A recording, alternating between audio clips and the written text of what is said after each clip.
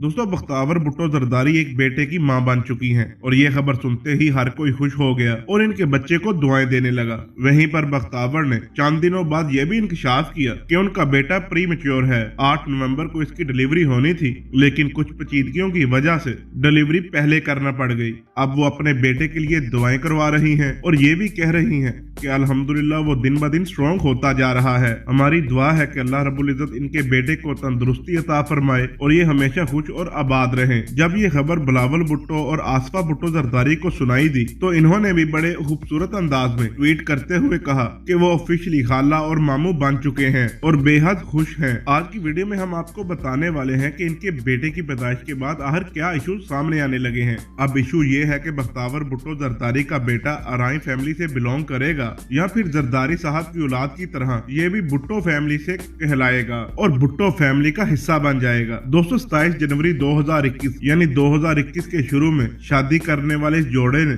अक्टूबर में ही अपने हवाले से गुड न्यूज शेयर कर दी। इनके मद्दा इनके बारे में जानना चाहते थे, लेकिन अपनी शादी के बाद ये सोशल मीडिया से बिल्कुल गायब हो गए और अब जब इन्होंने अपने बेटे की खबर सुनाई तो हर कोई मुबारकबादें देने लगा। और वहीं पर एक इशू भी आने लगा है कि आखिर बख्तावर भुट्टो के यहाँ जो बेटा हुआ है वो अराई फैमिली से ताल्लुक रखेगा यानी अराई कहलाएगा या फिर भुट्टो फैमिली का ही हिस्सा बनेगा। क्योंकि जैसे कि आप लोग सभी जानते हैं कि बेनजीर भुट्टो साहिबा की तरह आसफ अली जरदारी साहब की औलाद भी भुट्टो ही कहलाती है और इसी वजह से कहा जा रहा है कि बख्तावर भुट्टो की औलाद भी भुट्टो ही कहलाएगी। दोस्तों, आप लोग क्या कहना चाहेंगे ये सब कुछ जानने के बाद? अपनी राय का इजहार कमेंट्स में जरूर कीजिएगा। मिलते हैं किसी अगली वीडियो में, तब तक के लिए अल्लाह हाफिज।